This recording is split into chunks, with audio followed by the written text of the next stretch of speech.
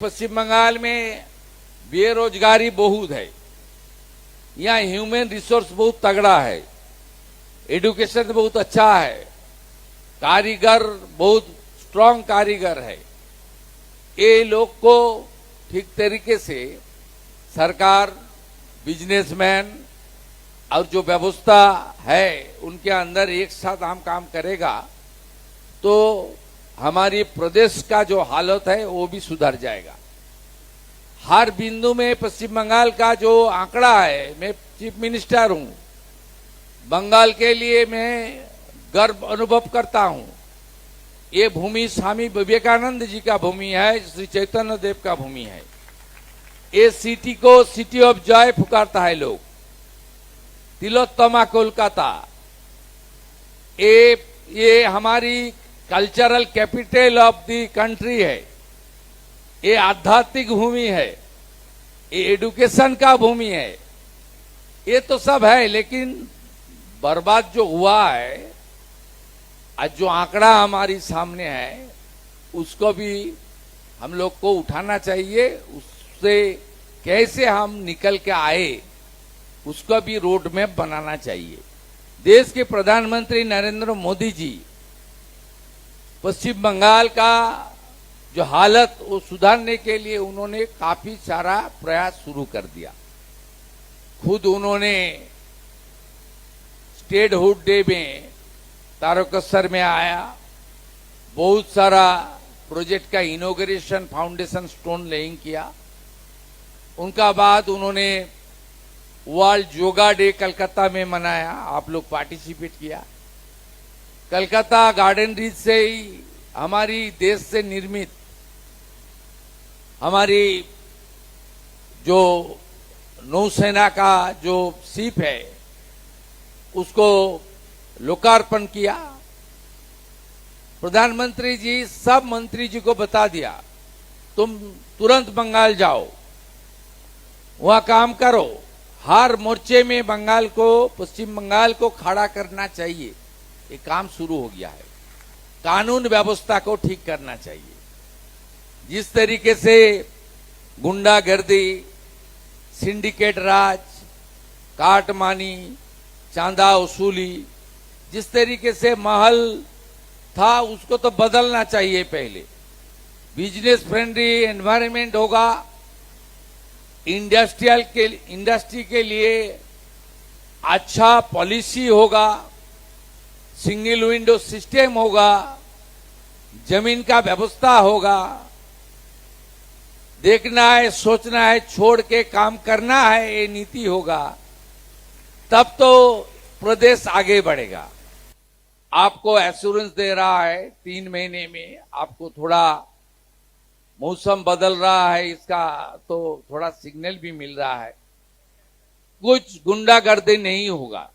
यहां कॉरपोरेशन में मैं कुछ स्टॉल होल्डर को पूछा, जो हमारी विशिष्ट जन है कलकत्ता का, जो ट्रेड लाइसेंस कैसे मिल रहा है। अभी ऑनलाइन में मिल रहा है, कोई दिक्कत नहीं हो रहा। साफ सुथरा है, कंजर्वेंसी का काम ठीक ठाक हो रहा है। बोला हाँ अभी तो ठीक ही चल रहा है। कुछ आदमी ने बताया पार्किंग का थोड़ा प्रॉब्लम है। ठीक है, पार्किंग तो है, कॉन्जेशन बहुत ज्यादा है, इसके ऊपर भी सोचना चाहिए, धीरे धीरे ये सब करना चाहिए। लेकिन मैं आपको एश्योर कर रहा हूं, ये जो टेक्सटाइल सेक्टर है इसके ऊपर जो भी मदद सरकार की ओर से करना चाहिए, जरूरी होगा तो कानून बदलना चाहिए भी, तो विधानसभा में कानून भी बदल दूंगा।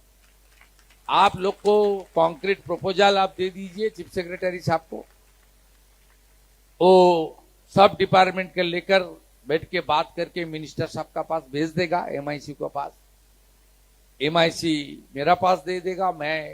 हम लोग एक सिस्टम से काम करता हूं, अच्छा गवर्नेंस के हिसाब से काम कर रहा हूं, सब हम लोग कर लेगा। रेस्पेक्टेड फाइनेंस मिनिस्टर का साथ मेरा बात हो रहा, बंगाल का जो 8 लाख करोड़ डेट है, यहाँ जीएसटी से 2017 से चल रहा है, ऑडिट नहीं हुआ है, एकमात्र स्टेट जो ऑडिट रिपोर्ट नहीं दिया है।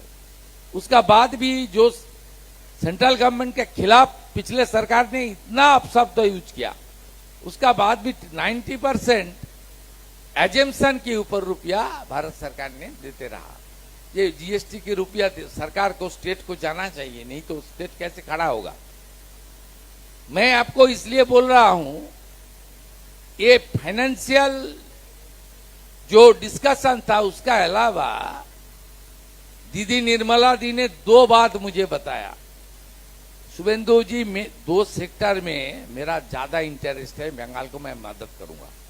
मैं उनको बताया, पूछा, बोलिए। बोलो एक तो टी गार्डन को लिए, मैं चा श्रमिक को लिए कुछ करना चाहिए, टी गार्डन को करना चाहिए, 25 टी गार्डन बंद है। और मैं पूछा दूसरा, बोलिए। दूसरा टेक्सटाइल के लिए कुछ करना चाहिए। ये मेरा बहुत बड़ा इंटरेस्ट है। मैं विधानसभा चुनाव का पहले मैं बाड़वान में पूर्वस्थली है, वहां बहुत वीवर्स है, वहां मैं दौरा किया। मैं नदिया, शांतिपुर, फुलिया, ये सब दौरा किया। मतलब देख लिया, इतना हाई क्वालिटी वहां है तांत की सामान, इतना इसमें काम हम लोग को करना चाहिए। उन्होंने आ रहा है 24 अगस्त से 28 के बीच आ रहा है। उन्होंने पार्लियामेंट खत्म होने के बाद कनाडा जाएगा, उनके बाद आ रहा है। मैं आपका 5, 8, 10 आदमी का साथ एक मीटिंग भी करा दूंगा, आधा घंटा 45 minute. She is thinking about textile industry in Bengal. It's a golden opportunity. सरकार आपका सरकार है, सरकार आपका सरकार है। आप लोग बंगाल को खड़ा करने के लिए आगे आइए, हम लोग भी साथ रहूंगा। और एक शब्द का साथ मैं बात खत्म करूंगा, ये अमृत काल है। अमृत काल को भरपूर आप लोग यूज कीजिए और हम सब एक साथ काम करूंगा। आने वाला 1-2 साल के अंदर बंगाल वीक स्टेट नहीं रहेगा। बंगाल बहुत फाइनेंशियली अच्छा स्ट्रांग स्टेट रहेगा, सब में आगे बढ़ेगा।